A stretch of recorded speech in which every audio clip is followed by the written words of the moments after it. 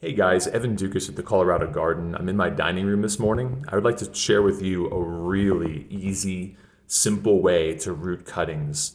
I've heard of many more fancy, more professional sounding ways of doing it, and I have implemented probably all of them.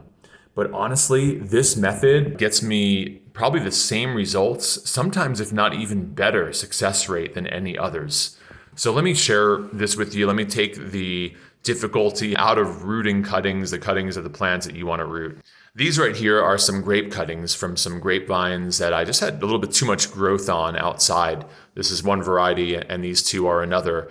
And instead of discarding them, I figured, well, why don't I just start another plant? So that's what I'm doing here.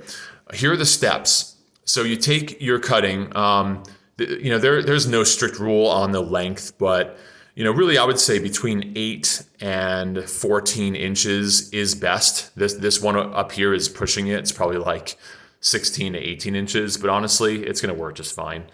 And cut the bottom on an angle. Sometimes I don't even do that, but cutting it on an angle will really help the branch to be able to absorb the water that it needs even a little bit better because it increases the surface area on the bottom. Also, cut right beneath or at one of these nodes.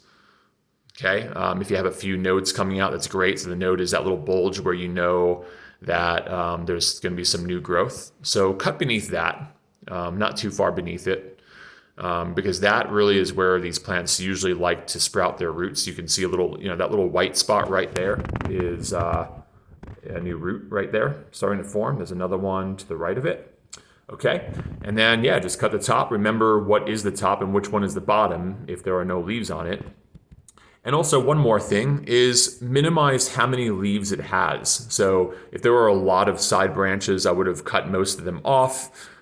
These 2 leaves I left on, and then this one I left on because it's really small. But if we come over here, you'll see that this cutting had a huge leaf on it, or 2.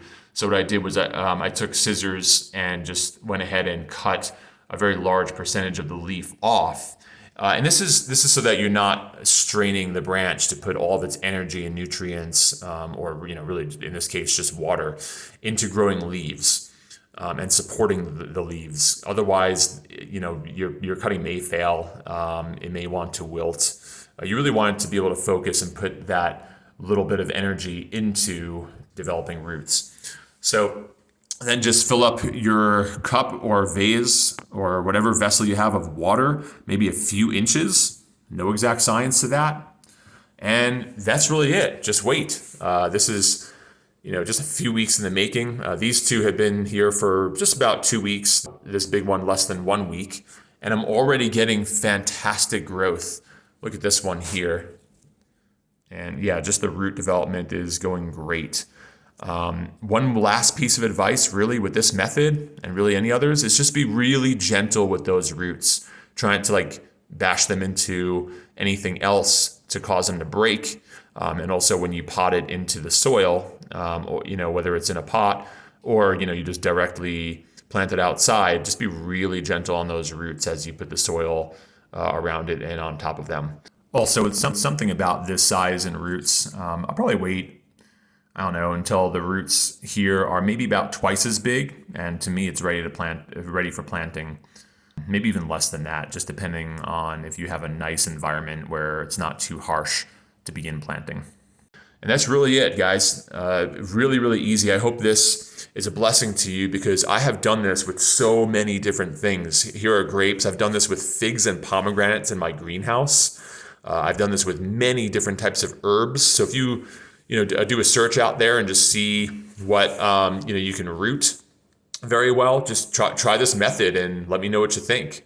Just so easy. You really don't have that much to lose, even if it is a fail, because you kind of enjoy the beauty of having some plant cuttings because it really doesn't look that half bad to me. Let me quickly show you what I did with this method with another grape cutting just like this about several years ago.